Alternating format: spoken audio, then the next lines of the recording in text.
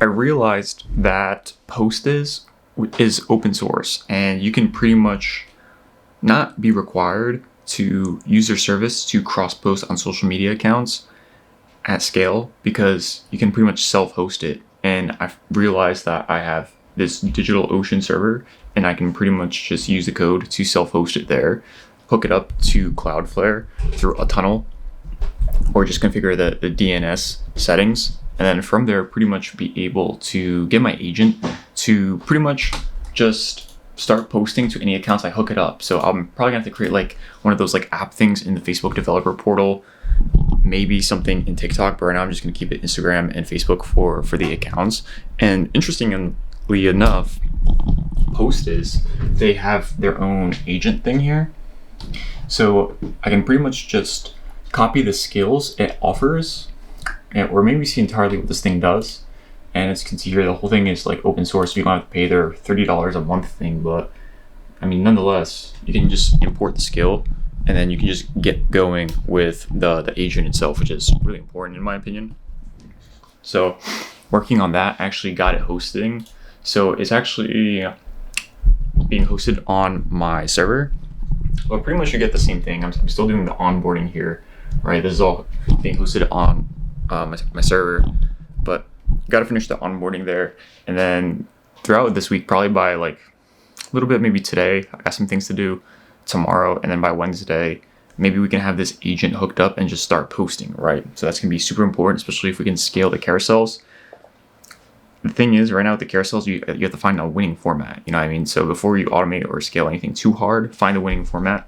But nonetheless, if we have the agent there, the infrastructure, we can just quickly swap out the formats and test something at scale, figuring out what works, what doesn't. And I made it even easier because when you cross post between Instagram or Facebook, it just you post on one platform, it cross posts to the other. So I'm pretty sure you can probably set something up on Postiz to do the same, and just have the schedulings there. So we'll be able to create a skill. Another thing is for context, I have this one daily cron job where it's an agent that does daytime activities. There's a tasks board and there's a goal, and every single day I pretty much schedule it for a few hours, like every hour, to wake up and just start working on things. So it ships things, whether it's code, whether it's research, whether it's something that can help some aspect of my personal life, whatever.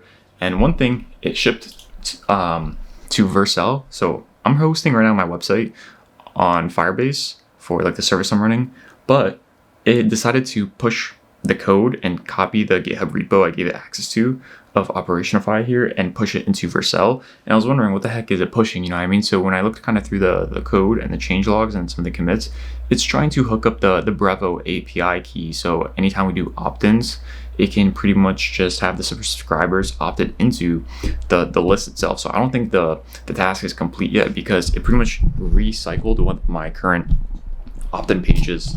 And the only thing here is that it's not connected to any sort of API or anything. And this is also outdated. But what I did notice is that it's trying to pretty much hook this up and then, get people into the list. So that's something useful, interesting. We'll see what it does. So we're kind of just like letting it blindly shoot and just work on things. I'm not sure if that's the best route to do it, but you can do it. I'm just kind of experimenting with what that does. But ultimately, you want to give these guys tasks and things to do, and then they'll just figure things out how to like achieve the end outcome. If they're just kind of like imagining things to do or figuring out, sometimes you may have to like nudge them to do something better, or it's not this way, whatever. So it kind of can be a pain in the ass, but nonetheless, things are happening, you know what I mean? So that's that. But overall, useful to have, you know what I mean? I just have to kind of prioritize some things I mentioned yesterday, like the email list, seeing if we can get maybe organic leads, and also the offer messaging, you know what I mean? So I have one booked call overnight. Actually, yeah, I have one booked call that got scheduled overnight. So right here, here's my calendar. There's like a booked call notification. And in 30 minutes, I actually have a call with someone else. So I have 3 calls today that were scheduled across the weekend. And then I have to follow up with about 2 people, one from last week and one Friday no-show guy. Said he was interested, but I guess he just forgot to schedule it. So hopefully these people can potentially close, become clients, and at the same time, maybe just for the other guy who didn't schedule, he can, book another call and then can do something, you know what I mean? And yeah, we'll just see where that goes. So there's many things in AI automation or even like an AI agent. Just for clarification, so when I say AI agent, that's just something you communicate towards back and forth as tool access. So such as like to your Gmail, calendar, it can create content for you, it can post on behalf of you, and maybe say it can check up on you, give you daily debriefs, reminders, it can do email outreaches. So that's what like an AI agent is. But if you're looking at something more so of like an AI automation, that is different. You pretty much, what that is, I'm just trying to like help you explain and understand like what these concepts are. So what an automation is, like an AI automation is just a simple workflow where, say, if you're getting emails, right? So every single day you can set up jobs for these automations where they check your email and they respond to people automatically. Or if you do email outreaches and follow-ups with people and it's very repetitive and it takes a lot of time, you can set up AI automations with these workflows where it pretty much scans your inbox, checks every single morning for specific things happening. And then from there, based on certain events, the AI will understand what's happening and then it will send out emails to those people, or it will follow up with people. Or say, like, if you do a lot of things with documents or anything with your drive, right? You can connect it with your Google Drive or whatever, and then it can source files from there. It can reorganize it. You can maybe give the AI access to the files, and then it can send it out to people, or it can maybe do things on behalf of it. Some people, what they do is they set up AI call agents. So if you miss a lot of calls because you're just busy or you just don't have the headcount to do anything, you can pretty much set up flows where it instantly answers incoming callers. You basically give it a script, a prompt in terms of like how to behave. You give it access to your calendar or like availability, and then it can schedule people on behalf of you. Just had a quick sales call, and unfortunately this was a referral, so my friend didn't really pre-qualify the person in terms of what this person is getting into and the expectation. So unfortunately I did not close the person, because it's like, the offer is right here, this person is on this wavelength and they want something that's on their wavelength, whereas I want to close people on this wavelength. So unfortunately just didn't work out. Nonetheless, got in that rep and still could have been a close maybe if there was something useful, but it just turns out person didn't really have a need for my service. So it is what it is. In the meantime, I'm considering, before I continue trying different angles and messaging, I think one last thing that would be silly, and that's like a interesting framework I like to use for myself, is it would be silly for me to not try the whole OpenClaw free setup offer remotely and target people remotely in the United States. So rather than just being constrained by geography, because I think the ad burned out through the people very fast locally in the Sacramento area, I think it would be silly for me to not try the same exact ad, just reframed in the United States, for the United States, and to do it remotely. I was looking at how some of these people were delivering AI automations to their clients, and basically the handoff process here would pretty much be the same. It would literally pretty much be the same. The only thing I have to have access to is their remote computer, or if we're installing it on, say, a personal machine or even like a Mac Mini. And if they're doing something on a virtual private server, I just need to have access to that.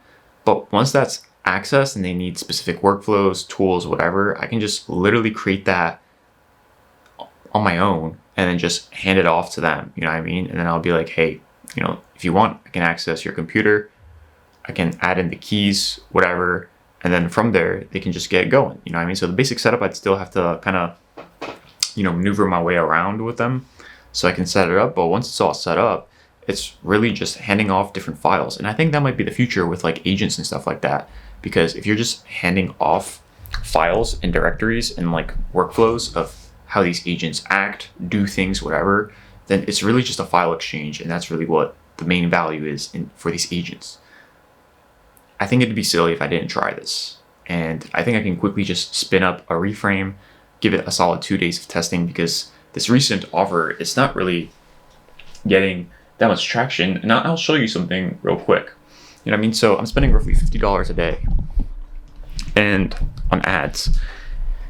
And here you'll see in my computer that the two more recent videos for this offer, they're getting very little plays because my ads are getting very little and low click-through rates. Whereas the original OpenClaw one that was on my landing page, that one got like 100 plays, which is significant. You know what I mean? It just tells me a lot. It's very useful by Wistia that they're showing this data, and I can kind of see if people are actually clicking through on the page and then listening to what I have to say. Whereas for the most recent two angles I've been trying to test, it's just not really the case. Meaning it's just probably not hitting a pain point, maybe targeting the wrong people, or it's just an offer that quite honestly sucks and doesn't get people to jump forward at it. So yeah, now what I'm going to do is I'm just going to quickly focus on getting that reframed. I have a call in 15 minutes with another potential person I can work with. So hopefully before then I can, have these assets ready and just post them up, spin up the ads, very little to no changes. And that's about it. We launched the new offer angle, and there's something else I want to mention too, which may be useful to anyone. First things first, I pretty much launched the new offer angle, and it's actually not an offer angle. I guess you can just say it's for the US. It's just the original offer, and the only difference here that I'm going to be doing is I'm going to just make it based for the United States, right? So it's pretty much just going to be remote, so targeting the United States, same ads running as before. And all I really did was just switch out the video, so if it's the whole remote scene, and pretty much kept everything else the same. And I think this is pretty much going to be, working as it was before. I just would really feel kind of silly for not trying it. And just in case you're wondering about the ads and how they look like, very stupid simple, not overcomplicating it. I'm just going to show you. Oh, it came to my other computer. So pretty much just looks like this. You know what I mean? This is like a goofy image of me, but pretty much the same. You know what I mean? Just very little micro changes, and hopefully that'll work. The other thing I wanted to mention is I just replaced some skills because I built some of these skills and I just really have no use for them. And I don't know if other people are actually publishing these skills or whatever. So I pretty much just launched my own meta skill where you can pretty much manage your ads, X skill, agent mail skill, another one for Hey Gen. You know what I mean? So I'm not sure how good the skills are online and stuff like that, but these pretty much work. So you can use it for Cloud Code, OpenClaw. I'll probably just add a link to the bottom of this video of some of the skills I just pushed out, and they're all public, so feel free to use them. But yeah, so ads going up for tomorrow.